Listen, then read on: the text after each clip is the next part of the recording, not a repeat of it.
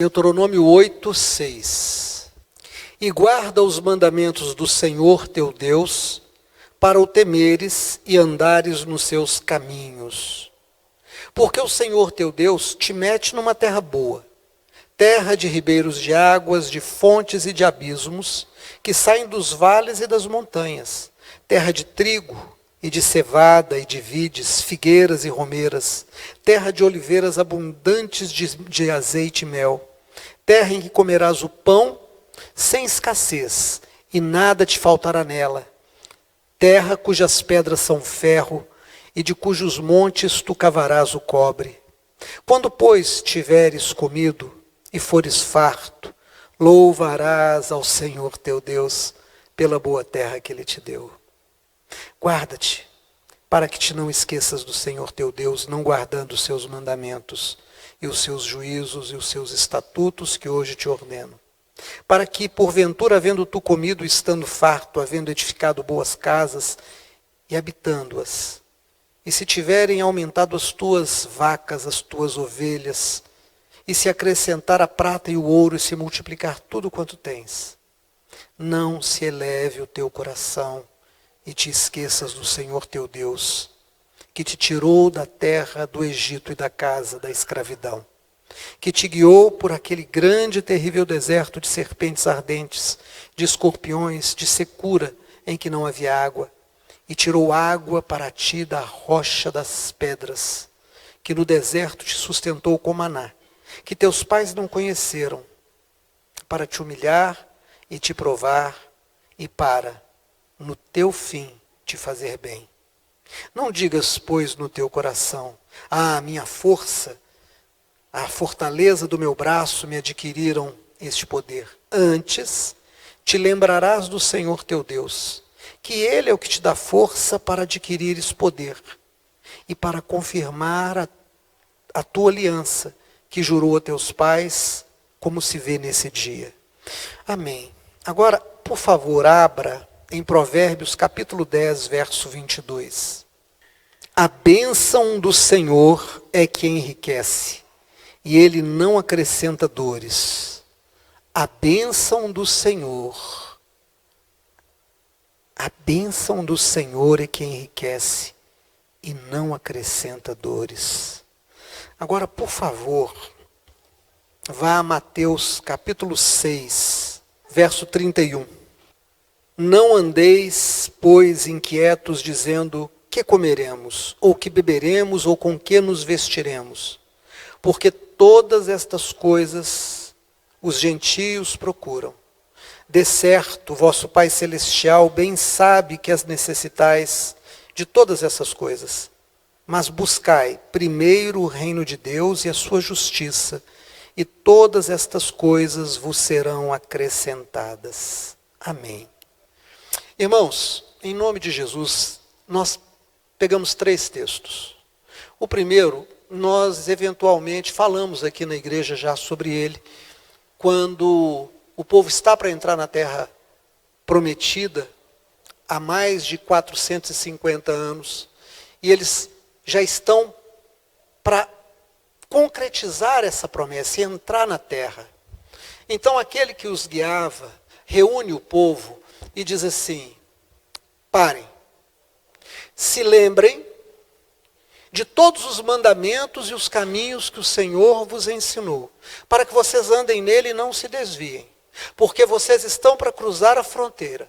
Vocês vão entrar numa terra boa, que mana leite e mel, e vocês vão morar em casas muito boas, e vocês vão terem multiplicadas as vossas vacas e ovelhas, vocês vão tirar o ferro e o bronze da terra e o cobre da terra, vocês vão furar poços e vão beber água, vocês vão beber águas de poços que vocês não furaram, vocês vão ter ali a oliveira, vão ter a videira, vocês vão ter de tudo em abundância. Mas se lembrem que foi Deus que os colocou nessa posição e nesse lugar, e foi Ele que vos deu. Cuidado para que vocês não se esqueçam de Deus quando todas essas coisas chegarem para vocês. E aí vocês entrarem na zona do conforto e se esquecerem de Deus. Se lembrem que Deus guiou vocês por um caminho de dificuldade. deixou vocês passarem por momentos muito dolorosos, mas Ele cuidou de vocês. E quando não tinha comida, Ele trouxe do céu o maná, que os seus pais não conheceram, mas vocês comeram dele. Não digam no coração de vocês: a nossa inteligência, a força do nosso braço é que adquiriu tudo isso. Antes, se lembrem todos os dias que é Deus quem vos dá o recurso para que vocês alcancem prosperidade em todas as coisas. Essa é a palavra dada a um povo que está para entrar numa terra muito boa e que vem de uma caminhada muito difícil e antes dela de um período de escravidão. Fomos também ao Provérbios 22 que diz claramente: a bênção do Senhor enriquece e não acrescenta dores. Há riquezas, há prosperidades que trazem muita dor ao coração. A pessoa se enriquece, prospera, mas ela não desfruta da paz. Ela não desfruta em paz daquilo que é a sua prosperidade. E fomos para o último texto, que é o de Jesus reunindo as pessoas. E ele diz de uma forma tão simples: buscai, pois, em primeiro lugar o reino de Deus, o governo de Deus e a sua justiça. Aquilo que Deus diz que é justo. Busquem fazer a justiça que Deus disse que é justa. E não que os seus olhos acham que é justa, ou que os homens dizem que é justa, mas aquela justiça que vem de Deus. E todas as coisas que vocês têm se preocupado, o que vão comer, o que vão vestir, como vão se transportar, como vão adquirir as coisas, Deus prosperará isso na vida de vocês. Andem com Deus e Deus andará com vocês. Bom, esse é um texto interessante. E aí, enquanto eu estava pensando na mensagem aqui, eu já pensei nessa mensagem inteira, me veio à memória uma coisa chamada alporria. Tiago, com certeza, sabe como é alporria, não sabe, Tiago? Não sabe? Felipe sabe, não sabe, Felipe? Também não sabe. Sabe, Raul, o que é alporria? É uma técnica de você tirar muda a partir de um galho de uma árvore que já produz fruto. Eu compro uma jabuticaba, uma muda de jabuticaba e planto. Dizem que eu vou ter que esperar 30 anos para chupar jabuticaba, desse pé de jabuticaba. Cada planta tem o seu tempo. Mas se eu for ao galho da jabuticabeira, ou da goiabeira, ou de qualquer outra fruta, um galho que já está dando fruto, eu raspo e tiro aquela pele que reveste aquele galho num ponto, pego uma embalagem de plástico, coloco uma terra boa, úmida, e fecho com um plástico ali. Depois de 120 dias, aquele pedacinho que eu tirei um anel, vai criar raízes. Eu venho um pouco abaixo, corto aquele galho, e esse pedacinho que saiu raízes, eu planto. Esse galho vai virar uma árvore nova, com toda a informação genética da árvore mãe. Então, aqueles 30 anos que eu teria de esperar para chupar jabuticaba, eu vou chupar jabuticaba já no primeiro ano. Porque, embora seja uma árvore nova no solo onde eu plantei, ela traz já a informação de 30 anos de vida da árvore mãe. E aí, enquanto eu estava aqui e a irmã louvava a Deus, eu estava de olhos fechados, Deus disse ao meu coração sobre essa mensagem. Você se lembra, Demir, da mensagem que Jesus disse em João 17? Vocês são os galhos, eu sou a árvore. Todo galho que está em mim, o Pai limpa para que ele produza ainda mais. Então veja, eu nasci como uma das criaturas de Deus. Porque eu sou criado por Deus. Mas o pardal também é, a lagarta mandruvá também é, o ácaro também é. Em que eu sou diferente de todas essas formas de vida? Porque eu acredito que tenho um encéfalo mais desenvolvido e que eu penso, posso eu dizer que sou melhor do que uma dessas criaturas? Eu não sei nem qual é o tecido da minha existência. Eu não sei nem exatamente onde é que a minha mente reside, porque certamente não é nem no encéfalo. Em que eu sou melhor? Em nada. Mas em algum momento, Deus, na sua infinita misericórdia, fez algo que para mim era impossível. Eu não poderia fazer, que é conhecer a Deus. Como pode a mente finita, a mente limitada, conhecer a mente ilimitada? Como pode a coisa criada reconhecer com seus parcos recursos o Criador? Impossível. Eu posso formular teorias. Teorias são derrubadas por outras teorias. Quando você estuda filosofia, o que você percebe é que sempre um movimento filosófico substitui outro movimento filosófico, contesta o anterior e traz uma teoria nova. E o pêndulo que trabalha a filosofia vai da metafísica até o materialismo e volta do materialismo à metafísica, passando por várias teorias. Então, ainda que o homem produza muitas explicações, ele não tem certeza de nada. Temos nós certeza de alguma coisa? Conhecemos a vida até a fronteira da morte, mas e depois que você atravessa essa fronteira, o que tem do outro lado? Me conte. Do outro lado, a pessoa que morre velha, continua velha, ela existe? A criança que morreu pouco depois de nascer, continua ainda recém-nascido, tem um corpo, não tem? Eu não conheço nada, a minha mente não consegue atravessar essa fronteira, então o movimento filosófico vai até essa fronteira e para ali.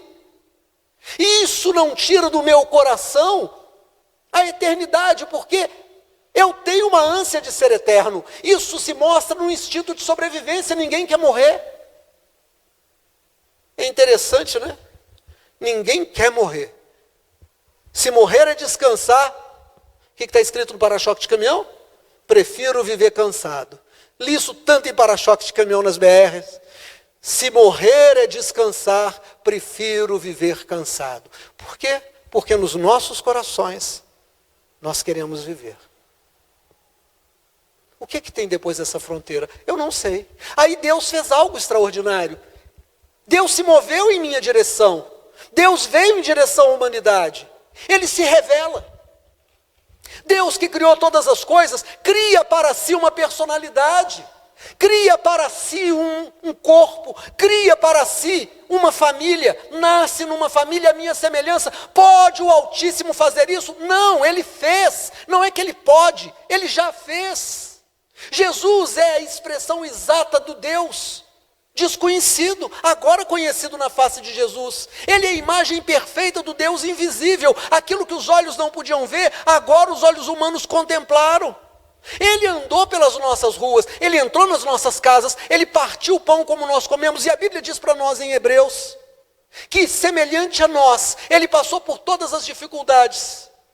Ele foi completamente tentado, mas Ele não caiu. E porque Ele não caiu, Ele conhecendo a minha fragilidade, Ele me estendeu a mão. E quando Ele me estendeu a mão, Ele me permitiu nascer de novo. Pastor, mas como é que eu vou nascer de novo? Eu vou nascer como entrando no ventre da minha mãe e vou sair de lá outra vez? É disso que o senhor está falando? Quem fez essa pergunta foi Nicodemos, um dos mestres de Israel. Quando Jesus disse a ele, você tem que nascer de novo, ele disse, como que eu vou fazer isso? Vou entrar na barriga da mamãe e sair de novo?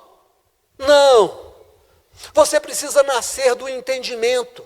Você precisa receber um espírito que pela fé atravessa a barreira da morte, que consegue ver do outro lado. Jesus disse, eis que eu vou preparar lugar, e quando eu estiver preparado eu volto para buscar vocês, para que onde eu estiver vocês também estejam. Ele disse, todo aquele que vive e crê em mim, ainda que esteja morto, viverá, porque eu o ressuscitarei. E poderia ser, e pode até ser, que alguém tenha duvidado, e ao terceiro dia depois da sua morte ele ressuscitou, e foi dado testemunho por mais de 500 irmãos. Então, Ele fez algo impossível, Ele me fez nascer de novo pela fé. Eu o recebi como meu Salvador, nasci de novo. E agora eu sou um galho novo, eu sou tirado dele. O meu novo nascimento é uma alforria que Deus fez. Deus pegou a minha vida e agora me transformou num galho, que é um galho vencedor, que é um galho que tem por direito uma vida de vitória. Porque Jesus é o vitorioso, Ele é vitorioso sobre todas as tentações, Ele é vitorioso sobre a morte, Ele é o Senhor do ouro e da prata, Ele é o Senhor de toda a saúde. Não há médico como Ele, não há advogado como Ele, não há quem possa se igualar a Ele. A porta que Ele abre ninguém fecha, a porta que Ele fecha ninguém abre. Quando Ele diz assim acontece, e todos os espíritos caem diante dele confessando que ele é o Senhor. E eu agora fui feito parte dele, uma alforria divina. Eu fui feito alma vivente da primeira vez, quando o Espírito de Deus foi soprado em mim, e eu passei a existir primeiro nascimento, criatura de Deus, mas agora eu não sou mais criatura. Em Cristo Jesus eu fui feito filho. Eu me tornei irmão de Jesus, herdeiro de Deus, co-herdeiro com Cristo. A natureza dele agora entra em mim. O Espírito de Deus agora habita em mim. E se o Espírito de Deus agora habita em mim, eu tenho a natureza divina. E a natureza divina não é uma natureza de pobreza, de miséria, de doença, de derrota, de raiva, de inveja, de ira. Não, a minha natureza agora é outra. Eu trago em mim uma semente nova, a semente de Deus. Pastor, mas o que tem a ver tudo isso que o senhor está falando com os textos que nós lemos, irmãos? Nós temos vivido uma vida difícil. Nós temos vivido uma vida de desafios. E é a natureza desse plano. Nós viemos a esse plano para enfrentarmos dificuldades. Eu e você. Imaginar que nesse plano você não vai adoecer, que você não vai sofrer acidentes, que você não vai ser traído, que você não vai ter reveses, que você não vai sofrer perdas, que você não vai ser humilhado, que você não vai ser passado para trás, que você não vai ser ameaçado. É uma bobagem, porque essa é a nossa realidade. Paulo, o apóstolo, escrevendo sobre essas coisas, ele diz: somos como ovelhas levadas todos os dias ao matadouro. O que a ovelha vai fazer no matadouro? Ser morta. Todos os dias eu levanto como uma ovelha que vai ao matadouro. Todos os dias eu preciso matar um leão. Todos os dias eu preciso enfrentar uma luta. Saí com um amigo querido, um homem maravilhoso, um irmão. Eu sou apaixonado por esse irmão. E vez por outra a gente sai, almoça. Somos amigos há 25 anos.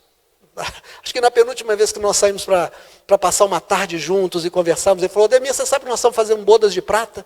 Nós temos 25 anos de amizade. Eu falei: que privilégio meu. Gostaria de poder dizer que vai ser bodas de ouro, mas eu acho que não. Aqui não, lá na glória a gente vai se ver. Mas eu acho que a gente não chega lá não. Mas esse homem maravilhoso, a gente conversando um dia, ele disse: Ademir, a verdadeira riqueza não é o que a gente ajunta. A verdadeira riqueza é a experiência que a gente tem com Deus em cada luta, de cada dia. Eu fiquei pensando, falei: é verdade, a riqueza não é o que eu acumulo, é a experiência que eu vivo. Porque cada experiência que eu tenho com a dificuldade, cada experiência que eu tenho com a doença e eu vejo a cura acontecer, com a pobreza e eu vejo a prosperidade chegar, com a doença, com a morte, com a humilhação, com a traição. E quando todo mundo diz que não vai ter bom dia para mim no outro dia, Deus me levanta, Deus me põe de pé. Quando os meus sonhos caem por terra e eu não tenho mais de onde tirar recursos para acreditar que tem jeito, Ele abre uma porta nova. Então o texto de Deuteronômio diz assim: olhe pelo caminho que você veio, só tem dificuldade, agora olha pelo caminho que Deus está te colocando. Ele vai te colocar, Ele vai mudar a tua sorte. Porque essa é a lei de Deus. Você nasceu para prosperar. A marca da prosperidade está em você porque você é nova criatura, você é uma alforria daquele que é vencedor. Ele ressuscitou, Ele é o vencedor, você é parte dele e Ele é parte de você. Então a sua natureza é essa: abra os seus olhos, descubra quem você é. Descubra quem você é. Vocês conhecem a história do leão que se perdeu. A cegonha errou. Em vez de levar o leão para a leoa, ele errou. A cegonha errou e entregou para uma ovelha que o sonho dela era ter um filhote. E quando a cegonha se deu conta de que tinha errado, foi buscar o leãozinho de volta. O que a ovelha fez? Deu uma cabeçada na cegonha e jogou a cegonha longe. A cegonha disse: então azar o seu, você vai criar um filhote de leão. Mas o leão foi criado como uma ovelha. Ele foi crescendo, brincando com outros filhotes de ovelha. Embora o seu corpo tenha se avantajado, tenha criado juba, ele berrava como ovelha. Ele comia capim como ovelha. Ele dormia como ovelha. E um dia veio o lobo. E o lobo pegou uma ovelha e saiu. E todas as outras ovelhas correram e ficaram tremendo. E esse leão, que agora era adulto, enorme, e agia como ovelha, saiu correndo e juntou, e escondeu atrás de um tronco, e ficou aparecendo, mas ele fechava os olhos, tremendo com medo do lobo. Porque ele achava que ele era ovelha. E num outro dia, o lobo veio e todas as ovelhas correram, o leão correu também. E se escondeu. Só que dessa vez o lobo pegou a mãe dele, aquela ovelha que eu havia criado e que ele conhecia como mãe, e levou. E quando ele viu a mãe dele, a riqueza que ele tinha, naquela mãe que ele amava, algo dentro dele fez um taque, e o leão que estava lá dentro saiu. E quando aquele lobo ia morder a ovelha, ele ouviu o urro do leão, porque ele acordou, e ele foi contra aquele lobo, e pegou o lobo e jogou o lobo longe. E salvou a mãe dele. Ele descobriu a verdadeira natureza dele. Sabe o que a Bíblia está dizendo para nós? Que desde o dia que nós aceitamos Jesus, nós recebemos a natureza de leão. Do leão da tribo de Judá. Nós somos mais do que vencedores. Mas nós somos criados e condicionados para acreditar que nós somos pau que nasceu torto. Pau que nasceu torto, Wesley, diz a lenda que morre torto. E se você puser fogo, até a cinza é torta. Mas nós não somos mais a velha madeira, nós somos a alforria de Deus, nós somos tirados daquela árvore de vida, nós somos galhos cheios de vida, nós precisamos pela fé entender isso. Mas qual é o risco? O grande risco é o materialismo. Porque o materialismo é você acreditar que o mundo é só aquilo que os seus olhos veem e que você pega e que nós chamamos de matéria. Aquilo que eu peso, aquilo que eu dimensiono, aquilo que eu coleciono, aquilo que eu ajunto, aquilo que eu valorizo, que eu comercializo. Eu, quando começo a acreditar que a vida é só isso, eu começo a achar que riqueza é ter carro importado, é ter dinheiro no banco, é ter uma grande casa, é poder comer nos melhores restaurantes. Eu começo a achar que isso é riqueza. Isso é a consequência de um trabalho bem feito às vezes. Só isso. De uma sorte. A verdadeira riqueza é você entender que onde você pisar, vai ser abençoado.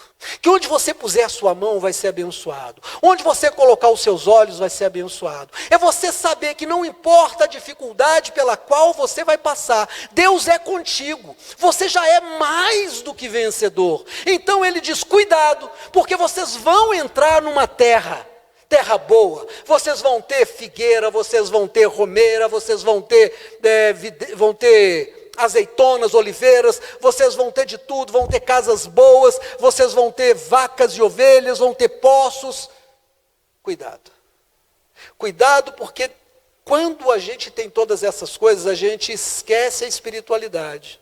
A gente esquece que na verdade nós estamos aqui de passagem. Que nós não estamos aqui para juntar as coisas. Nós estamos aqui para termos experiências com Deus. Eu olho e digo, Senhor, é muito bom hoje eu poder dormir numa cama macia. É muito bom comer um prato que me agrada e que tem uma quantidade boa. É muito bom saber que o meu corpo está saudável, mas quer saber de uma coisa? Esse prato que eu como hoje, daqui a pouco, vai dar lugar à fome outra vez. Essa cama que eu durmo hoje, amanhã de manhã eu tenho que me levantar dela. Essa casa que me abriga vai envelhecer e eu vou ter que sair dela. Esse corpo que me é emprestado vai envelhecer, vai adoecer, eu vou ter que devolvê-lo em algum momento. Então eu não posso me prender a isso, eu preciso me lembrar que o Senhor meu Deus é que me dá a força para adquirir riqueza. Eu chego todos os dias do meu trabalho e olho e digo, Senhor, hoje vai ser um dia de vitória para a Tua glória. Senhor, hoje eu fiz uma venda muito boa para a Tua glória. Senhor, hoje eu não vendi nada para a Tua glória, mas eu fiz o meu melhor. Senhor, eu tenho dificuldades, eu tenho desafios, eu estou sendo humilhado, eu estou sendo enganado, eu estou sendo traído, mas a minha fé ultrapassa esse que faz isso, e eu consigo ver nessa pessoa uma pessoa doente. Sabe, irmãos, é muito fácil sentir raiva dos outros, não é? Alguém que te rouba, alguém que te abandona, alguém que te trai, alguém que fala mal de você pelas costas, alguém que te humilha. E aí você deseja muito que essa pessoa sinta dor como você sentiu. E você quer fazer alguma coisa para que ela saiba exatamente como você sofreu. Isso se chama vingança. O que é a vingança? É o desejo de fazer aquele que me fez sentir dor também sentir dor. Mas eu descubro quando dou lugar a isso, que embora eu tenha imprimido nessa pessoa a dor que ela sentiu não tirou a minha. E aí vai se cumprir o que foi dito lá atrás. O mal que me fazem não me torna mal, mas o mal que eu devolvo me faz ser mal. Eu não quero ser mal. E o Senhor Deus vira e diz: o caminho é o perdão. A vingança é minha, eu retribuirei, diz o Senhor. Porque a vingança de Deus não é para imprimir dor, mas para criar consciência. A vingança de Deus não é vingança humana, é justiça de Deus. Quando eu entendo isso, eu posso sim parar e orar por aquela pessoa que me fez sentir tanta dor. Eu posso orar pela pessoa que me deu prejuízo, eu posso orar pela pessoa que me perseguiu, eu posso dizer: Deus, eu entendo que ela é doente, ela não nasceu de novo, ela não te conhece, ela está presa às coisas desse mundo, ela precisa ser enxertada em ti, ela precisa da alforria, Senhor, porque eu ultrapasso isso, porque eu não sou daqui, eu estou aqui, eu passo por aqui, mas eu não sou daqui, eu já sou de lá, eu ultrapassei a fronteira da morte, pela fé eu já não estou mais aqui, eu já estou lá. É isso que a palavra está dizendo. E aí vem o Senhor na sua sabedoria, porque a palavra de Deus é sabedoria de Deus. Pastor Assíris, um grande amigo meu, uma pessoa tão amada, tão querida, hoje me mandou um vídeo de alguém dizendo que a palavra de Deus não é palavra de Deus.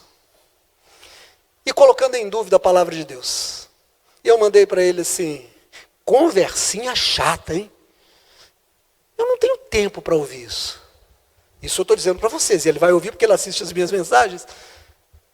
Conversinha chata, não a dele, mas a da pessoa que filmou isso. A Bíblia é a palavra de Deus. Pastor, ela é a palavra de Deus até quando o diabo fala, porque a Bíblia fala que o diabo disse. Não, na Bíblia não tem nada que o diabo disse. Tem o que Deus disse que o diabo disse. Mas não foi o homem que escreveu? Claro, nós estamos no mundo de homens, ele se fez homem. Tudo quanto existe foi feito por Deus. Quem você acha que fez o sol? Quem você acha que fez a água? Quem fez a carne humana? Quem fez a flor? Foi Deus. Quem escreveu isso aqui? Deus, através do quê? Da mão do homem. Ah, mas a mão do homem é falha. Sim, é falha. Eu posso pegar um lápis com um grafite ruim, com uma madeira podre, e eu vou escrever um lindo poema. A madeira podre do lápis com grafite ruim diminui a beleza e o valor do poema que está escrito? Não. Ainda que tenha sido um homem que tenha sido usado, um homem falho, que escreveu a Bíblia, continua a palavra de Deus. O lápis não tem nada a ver com o que está escrito aqui. A mensagem é viva, a palavra de Deus é viva e eficaz. A palavra de Deus não volta para Deus antes de cumprir tudo o que foi designada para fazer acontecer. É isso. Aí vem a palavra na sua sabedoria e diz assim: a bênção do Senhor enriquece e não acrescenta dores. Irmãos, atendi uma pessoa que eu gosto, e ela me contou uma triste história. Com 16 anos ela se apaixonou, uma moça, se apaixonou, e ela me dá a liberdade de contar isso, até porque eu não vou contar nome nem nada, e é uma história que serve de exemplo. Ela se apaixonou por um rapaz, e esse rapaz trabalhava muito, mas não ganhava dinheiro. Sabe o que é isso, né, pastor Zé? Sabe o que é isso? Você sabe o que é isso? A gente trabalhar muito e não conseguir dinheiro. Dá para o dia 20, você já não tem mais dinheiro. Aí você entra no especial do banco. E aí eles te cobram 13%. E aí você vira um mês devendo. E acumula com a dívida do outro mês. E de repente o cartão já tem uma dívida impagável.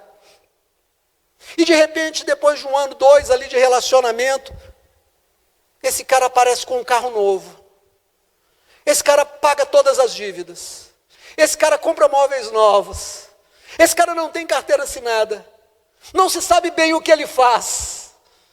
E as pessoas começam a ter medo dele. E um dia ela descobre que ele tem um revólver. Não um revolvinho. Não é um 22 que herdou do avô. Mas tem uma arma enorme, preta, grande. E ela começa a perceber que há um certo respeito de medo por ele. Vocês já sabem o que ele estava mexendo. Depois de pouco tempo ele é preso. Já foi preso várias vezes. E houve tanta dor. Ela disse, eu tinha tudo. A casa estava montada, tinha carro, tinha dinheiro. Mas havia sofrimento. Não havia perspectiva de vida por muito tempo. Eu tinha medo do meu filho ser sequestrado, ser morto, de que eu fosse morta na rua por vingança. Meu marido preso, eu ia visitá-las naquele presídio. Tinha que passar por uma revista íntima. Que sofrimento. A Bíblia diz, a bênção do Senhor enriquece e não acrescenta dores. Porque a bênção do Senhor vem sobre o seu trabalho. Meu irmão, o seu trabalho tem valor. Ninguém dá emprego para ninguém, a gente compra o trabalho do outro. Ninguém me dá emprego, compra o meu tempo, compra a minha habilidade, compra o meu saber. Sabe qual é o problema? O problema é quando essa pessoa não valoriza o que eu faço, não valoriza o que eu sei, não valoriza. Mas por que ela não valoriza? Porque eu não me valorizo primeiro, porque eu não sei quem eu sou, eu ainda acho que eu sou ovelha, eu não descobri que eu sou um leão. Eu não descobri que eu tenho como dizer, o Senhor vai abençoar o meu trabalho de pedreiro. O Senhor vai abençoar o meu trabalho de porteiro. O Senhor vai abençoar o meu trabalho de gari. O Senhor vai abençoar o meu trabalho de médico. O Senhor vai abençoar o meu trabalho de psicólogo. O Senhor vai abençoar o meu trabalho de vendedor. O Senhor vai abençoar a minha loja, a minha farmácia, a minha indústria. Porque eu vou fazer bem feito. E eu vou receber um dinheiro que é justo. Porque Deus vai me honrar. Meu irmão, de repente a sua fórmula é uma fórmula que faz efeito. De repente a sua porta é uma porta que as pessoas confiam. Dia desse eu fui à oficina e eu gosto de trabalhar com o Cleitinho aqui da esquina, né? E eu trabalho com o Cleitinho aqui seguramente há uns 10 anos. Fora o tempo que eu trabalhei com o pai dele, o Zé, e o irmão do Zé, o tio dele, que é o Wilson, que já morreu. Que eu trabalho com esses meninos tem 25 anos com a oficina. E ele disse assim, engraçado, né, Ademir? Ele me chama de pastor. Pastor, o senhor chega aqui, manda fazer o serviço, faça o serviço, o senhor compra a peça, ou a gente compra e põe no seu carro. O senhor pergunta quanto que é, a gente manda a nota e o senhor paga. O senhor não pechincha, o senhor não diz que está caro, só paga. E eu disse, sabe por quê? Porque eu confio em vocês. O dia que eu não confiar, eu não venho mais aqui, só isso. Tem 25 anos que eu trabalho com vocês, tem 25 anos que tem sido bom para mim. Irmão, quando você confia naquela pessoa, o preço que ela te cobra é um preço justo. Não tenha medo de dar preço no seu serviço. Não tenha medo, Deus vai te honrar. Mas pastor, eu não tenho um emprego formal, eu não estudei, eu vou fazer bolo para vender. Você vai fazer e vai prosperar vendendo bolo. Há uns anos atrás é jeito de falar, né? Eu estava começando a minha vida de vendedor viajante, 20 e poucos anos, 23 anos. Então vamos dizer 42 anos atrás. Eu cheguei em Juiz de Fora. E queria fazer um lanche à noite, não queria jantar. Perguntei onde é que eu posso fazer um lanche. Alguém diz, vai na Mexicana. Falei, o que é a Mexicana? Ah, é uma pastelaria que tem aqui no final dessa Avenida Rio Branco, quando cruza com a Estela, lá no fundo. Falei, então vou lá. Era um caminhãozinho. Um caminhãozinho velho, todo pintado de listras coloridas. O cara chegava às 6 horas da tarde, dava ré, ligava umas tomadas na parede, abria a lateral da carroceria, metade para baixo, metade para cima, fazia um balcão, fazia um toldo, tinha uma televisão colorida lá dentro do caminhão, ele abria massa de pastel e ele vendia pastel. Você chegava e dizia, pastel tem de quê? Ele dizia, todos esses recheios. Você dizia, hoje eu quero colocar aí lombo de porco com queijo brie. Ele fazia para você. Tem que pagar primeiro? Não, senta, come, depois você vem e paga. Depois de uns anos, já pastor, eu e o Mateus fomos a Juiz de Fora, eu queria vender um carro aqui, estava difícil, eu falei, Mateus, em Juiz de Fora, diz que vende bem esse carro. E nós dois fomos para lá, lembra disso, Mateus? E eu falei para o Mateus assim, vamos lá na Mexicana, vou te apresentar, eu já tinha contado essa história, dessa pastelaria. Parei num posto e falei, escuta, existe ainda aquela pastelaria mexicana? E o cara disse, a mexicana existe. Mas quem toma conta é os filhos. Aquele moço ficou muito rico. comprou fazenda, aquele moço construiu prédio, aquele moço tem... Agora os filhos dele trabalham lá por diversão, porque eles nem precisam daquilo. Ele ficou rico vendendo pastel, o senhor acredita? Irmãos, eu acredito, porque a bênção do Senhor enriquece. Não interessa o que você vai fazer, eu vou montar uma oficina mecânica, eu vou montar uma casinha que, sei lá, qualquer coisa, a bênção do Senhor, mas você começa o seu dia com a sua mente em Deus. Você sabe que você foi chamado a esse mundo para prosperar. Eu sou dona de casa, como é que eu vou fazer? Deus vai te dar uma estratégia. Olha o que tem de dona de casa, que já prosperou. Vocês já viram um carrinho cor-de-rosa, uns carros cor-de-rosa, da Mary Kay? Vocês já ouviram? Sabe como é que a Mary Kay nasceu? Alguém notou que aquelas senhoras, depois que faziam o trabalho de casa, ficavam ociosas e levou para elas a possibilidade de trabalhar, e elas começaram, a Avon nasceu assim. Quantas histórias nós conhecemos de pessoas que foram abençoadas na contramão de toda a lógica empresarial, de toda a lógica dos gurus. Aquela pessoa prosperou porque a bênção do Senhor está na vida dela, a bênção do Senhor está na sua vida. Mas nós somos para o terceiro texto de Mateus. Não andeis ansiosos por coisa alguma. O que é ansiedade, irmão Albertino? Ansiedade é a vontade de resolver logo hoje algo que é para amanhã ou para depois. Então eu quero trazer o amanhã, o depois de amanhã para hoje, eu quero resolver hoje. Eu não tomo posse da promessa de Deus, eu esqueço a promessa de Deus e quero eu mesmo resolver.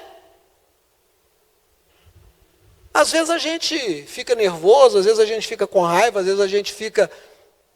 E você quer resolver, mas irmão, você tem que parar e deixar Deus falar com você. Ainda há pouco eu cheguei, saí à tarde, voltei e dei uma instrução para o Mateus a respeito de algo que ele precisa resolver para mim na área jurídica. E falei para ele, você vai fazer assim, assim, assim, assado. Pai, mas só tem certeza? É desse jeito. E subi. Já tinha essa mensagem. E peguei a Bíblia. E peguei a Bíblia começou a dizer para mim, não andeis ansiosos de coisa alguma. O Senhor sabe o que você precisa antes que a palavra chegue na sua boca. Não seja como os gentios. Busque em primeiro lugar o reino, o governo de Deus e a sua justiça. E todas as coisas vos serão acrescentadas. Falei, Senhor, não vou chamar de puxão de orelha, mas vou chamar de abrir o olho. O Senhor abriu o meu olho. Desci, falei, Mateus, vem cá, esquece tudo que eu falei. Às vezes a raiva vem, mas ela passa. Eu não preciso deixar que ela crie ninho em mim, eu não preciso deixar que ela crie raízes em mim. Eu preciso voltar para a palavra. Eu falei, esquece tudo aquilo, deixa a coisa seguir do jeito que tem que seguir. Eu não posso resolver aquilo que é de Deus. Eu preciso dar lugar a Deus. E eu disse para ele, não foi, Mateus? Eu não sou daqui, eu estou passando por aqui.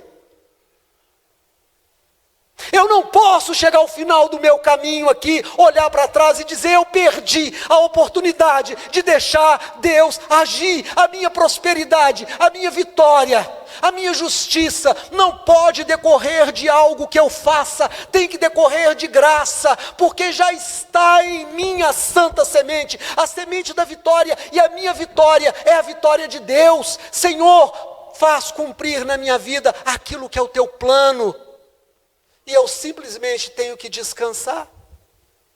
Quando você entrar na terra prometida, e o Senhor te der a cura da doença. Quando você entrar na terra prometida, e você entrar na casa que você desejou tanto. Quando você entrar na terra prometida e ter a esposa que você desejou tanto, o marido que você desejou tanto. Quando você entrar na terra prometida, e aquilo que você lutou tanto para ter, vier para você. Não se encante com isso. Se encante com o Senhor. Se lembre que foi Ele que te deu. O Senhor te deu a oportunidade. O Senhor te deu o tempo. O Senhor te deu a habilidade. O Senhor te deu a sabedoria. O Senhor te deu a bênção que enriquece e não acrescenta dores. E aí você vai sair, vai se assentar e vai dizer, Senhor, como é bom depender do Senhor. E Ele vai dizer, como é bom suprir as suas necessidades. Porque a minha força se aperfeiçoa na sua fraqueza. Glória a Deus. Você pode dizer um glória a Deus? Amém, irmãos. Essa é a mensagem de Deus para nós nessa noite. Deixa Deus fazer a obra. Fique de pé em nome de Jesus.